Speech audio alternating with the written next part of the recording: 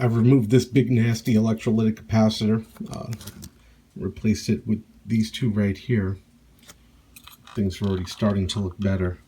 So these are in place. I got these paper caps to remove now. Okay, I've now replaced all of the original capacitors, except for those two orange drops that were already in here that tested good. But all the electrolytics, all the original paper caps have now been removed and replaced. It's time to take every safety precaution possible and fire up this death trap. I've added a full complement of tubes back into the unit. The yellow and the green wires are the antenna, which I have over there. I'm going to be adding an AC power source here, which I'm going to clamp onto this, but I'm going to do so with a current limiting fuse, a significant current limiting fuse, inline ammeter, variac, and isolation transformer to this. People should take note that even though I'm isolated in my setup, that when working on death traps like this, it is wise to even install the knobs back on when making adjustments on these radios. These radios are that bad. I cannot overly stress how terrible it is to work on these things. So every precaution that you can possibly take should be taken. Like I said, I've got the variac, the isolation transformer in the background, the variac. I have a special current limiting resistor in this unit to take down this whole show if it starts going south. Not the, I said resistor, I'm sorry. I said a current limiting fuse in here that's much lower than the one that would be in the unit here and isolated from the unit. So we're going to start ramping up some voltage in here and see what happens. Here's another tip. When you're testing out something like this, while everything is turned off, go ahead and turn the power on here first, turn the volume up about halfway and stay away from it, and turn power on from something remote like over here. You don't want to go and test out something by grabbing it the first time and seeing if it works by turning on power from the unit. It's not a smart thing to do. So turn it on from here, get far away from it, and turn it on from over there. I got about 30 volts into it. I'm trying to bring it up slowly, and I see a little glow on the pilot. The reason that I'm doing that is I'm trying not to pull too much current at once, so I'm letting the heaters come up nice and slow so they don't all try and pull at once. So I'm bringing it up, and I'm trying not to exceed the very stringent fuse I have in here, which is only about 400 milliamps, 500 milliamps. So that's it. That's all I got. So I'm trying to be real delicate. 40 volts. I'm reading down about 43. It's definitely not enough to drive it, but it is enough to smoke test it once I get to about 50. Reading about 100 milliamps. See that right there? I'm turning it up. Definitely not seeing anything terrible at 50 volts. Got a nice glow from the light bulb. You can't see it in the camera, obviously. A very dim red glow from the light bulb. I bring it up and it drops back down. Just over 100.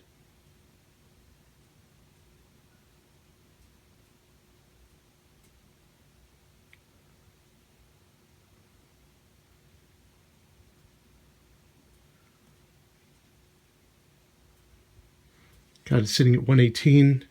It's 70. The light bulb is getting brighter. I can see the tube starting to glow. As an AC/DC unit, it's going to require a higher voltage to get things operational.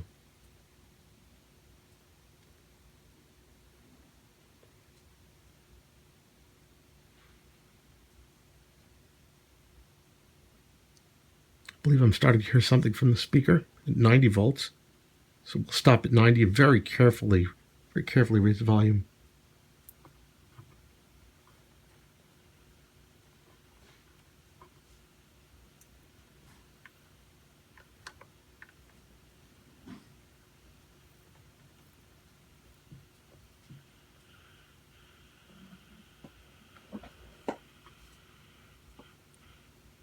Here's something there. Let's give it a little more voltage.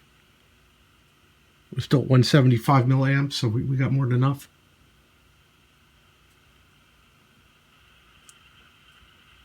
Okay.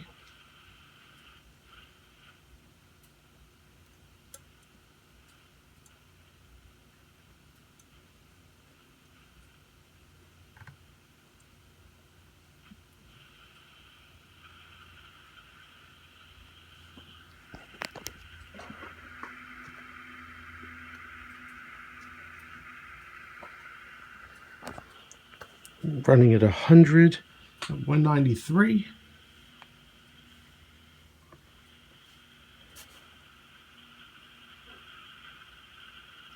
Now at 200 and bring this up to an even 110 volts, 210 milliamps.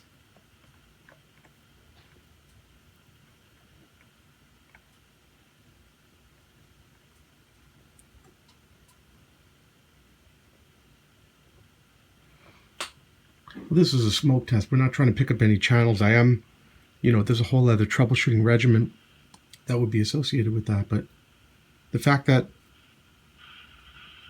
I'm getting something right there, gives me a good feeling. Obviously, I'd hook up a RF signal generator or something right there. But pulling 210 milliamps is telling me that there's nothing scary going on. This unit at full power, that's 112. Let's bring it all the way up to 120 at this point and see what the maximum draw is here.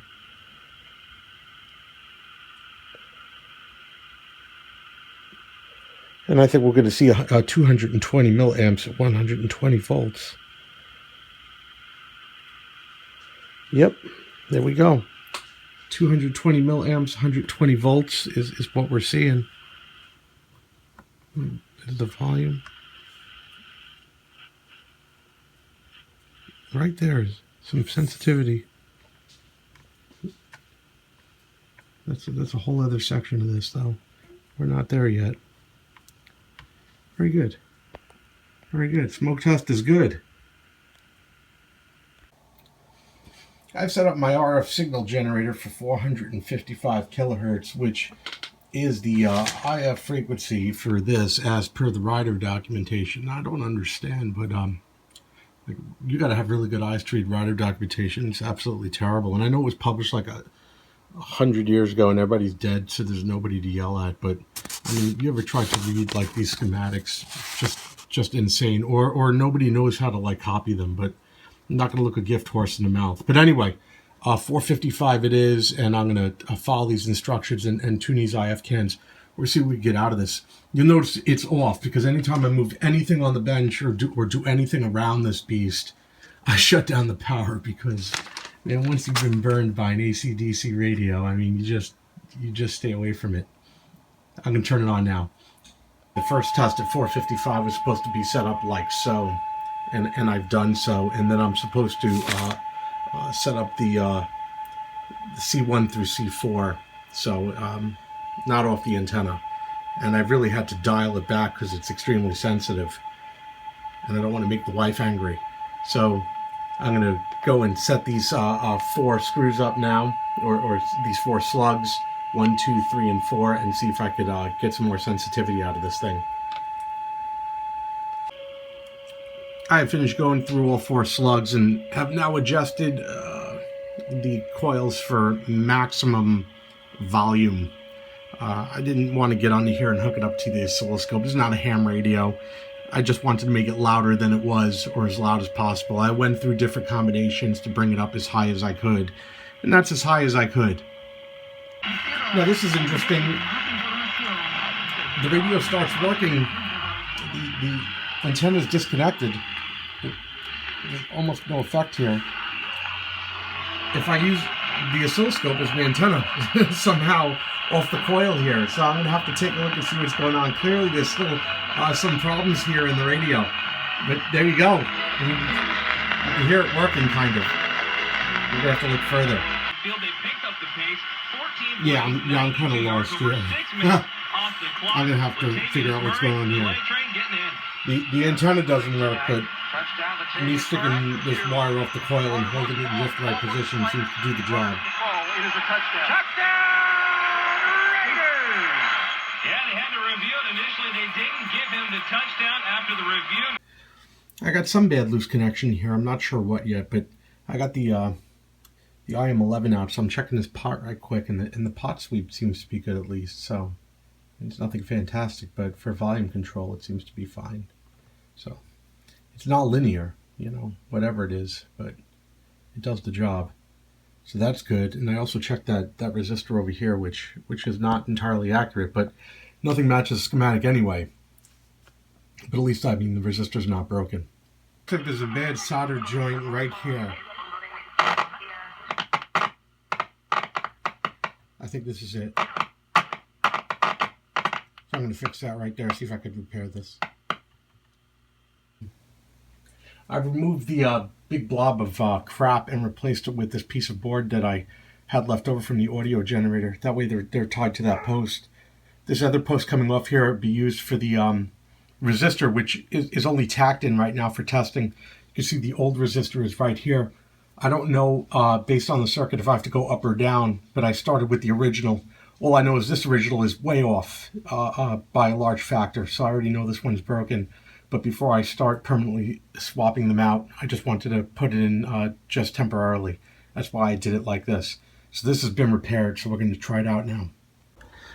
Knowing that I could get a strong signal by putting my finger here, making an antenna, I wanted to check to make sure that this tube up here, this 12SA7, was good. And I have another 12SA7 that has very weak emission, but as far as the heater goes, it's fine. So I put that 12SA7 in its place and turned on the radio on a station that had a very, very strong signal, local station, when I touched my finger here, and there was no signal to be heard. And I did this swap back and forth a couple times.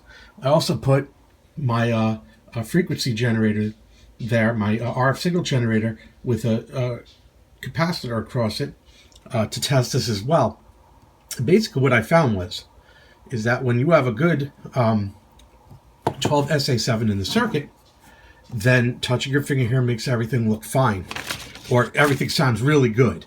So it seemed to be working properly. And that brought everything, all of this brought everything back to the left, you know, to this here. And then it brought everything down, right? And I know that when I did put my finger on one and everything cleared up, right?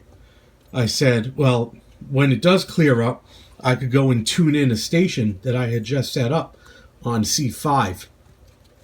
And that told me, because I had already set this up and just replaced this capacitor, because that capacitor is right there at 503, that all this is good. And then I started staring at this oscillator coil. And according to this oscillator coil on the schematic diagram here, the connections between 1 and 3, as written right here, this one across to here on the bottom, is this to down here should be 7 ohms. And sure enough, when I measured that, that was open. So I am now going to have to see what I could come up with for a temporary replacement, just to test that theory for that oscillator coil. It looks like a standard coil, but we got to see what's going on. You can see that's really old and crusty. So let me get back, see what I could do here. This thing was an absolute beast to remove. I had to use my soldering gun to get that thing out. Unbelievable. I welded the crap out of that thing into there. I got it out. I lightly hit this with a heat gun to get all that residual snot off of there, see what's going on. A mild brazing with a heat gun. Now everything is translucent, and I can see where all the connections go. I know that 4 is a secondary winding and doesn't actually touch anything. So I'm not going to be able to really measure 4, only just make sure the wire from 4 is connected to its winding, and then investigate 1 to 3, and then the tap between 1 and 3 is 2 in the middle. I've used the heat gun again and taken more wax off of this. I'm trying to figure out how this coil is wired and how many turns. It is a 5 connector coil, as I've discovered after removing it from the unit, or during removing it from the unit. I got this old Radio Shack wire that I've never used, and I got some good 26 gauge in there that I'll be able to use to make this coil if I could ever figure out how it's wired. So I'm going to take it apart and document it. I'm left with a jumbled mess of wire, but I have decoded how this worked, and I could see how this wire might have eroded over time. But now I've got everything that I need to rewrap this coil. And luckily it's not like a transformer with hundreds of turns. This is actually not too bad. I believe I've gotten the coil wired together properly. Who knows? I'm gonna tack everything back together with a soldering iron and put this back in the radio now. I'm gonna test it out, see how it works. All the surgical soldering work has been done. All the individual leads have been tested. I'm gonna put them back in the radio now. The coil's in with an extra test cable I put in for one thing I wasn't sure about, which could always be clipped later. So now that I have the installation back done, let's wire it up and see what happens. So I went with the gimmick capacitor up top because I got some help from the Antique Radio Forum, and they said to use a gimmick capacitor to bring this back in line. And I'm using my Heathkit condenser box, which is terrible overkill, but fun to experiment on my coil, which is working. Here's the interesting thing, right? The station you're listening to, and it sounds terrible because it's FM, and it's XL 1067, 1067 megahertz. So listen for a second.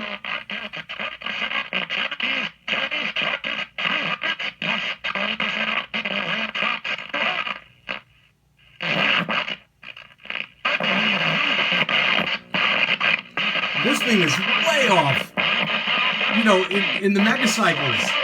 So that's pretty cool. You know, I don't know what I did here with this coil, or maybe it's because I got way too much capacitor on here, which I probably do. But at least I know I got the generator set up at 900. Let me turn this down. So we're not even in the AM band, but it's a starting point. It also helps that they were also able to help me. This is actually a WR-13X5, which tells me a lot, actually. So I'm gonna solder this point down on the coil. I think I'll stay with this now and experiment, but then I'm gonna solder that point down, right? And then I'm gonna start working in this capacitor, because my coil is obviously not the same as the original, so I'm gonna have to do some trimming. So a couple things worth mentioning. Number one, when I tested that coil, I tested it based on the leads of the old schematic, which is different from this correct schematic. So the coil may have in fact been good, and now it's bad because obviously I've torn it apart. And number two, these coil measurements, end to end, not even talking about the center tap, is 7 ohms based on the gauge of wire. What they don't show here is the measurement of inductance between, for instance, 7 and 9, and the center tap 7 and 8. If you looked in the video, you saw that I kind of wrapped the coil like crap, and the inductance probably isn't very good, and there's probably no way that it's going to match on here for the AM band frequencies. I'm going to have to pay my taxes on this one because I screwed it up. I'm going to go and actually buy an oscillator coil for the AM band and replace this, because the way it was wound and how it was wound and all the intricacies involved, I'm not going to get into this on this radio, and I'm just going to add an oscillator coil to my next purchase to AES and be done with it and not get caught up in this. I'm just going to chalk this up to a failed component because I wasn't looking at the right schematic, and it was probably just a little tweak capacitor that was required to get this thing going, and I didn't look at it. I missed this one.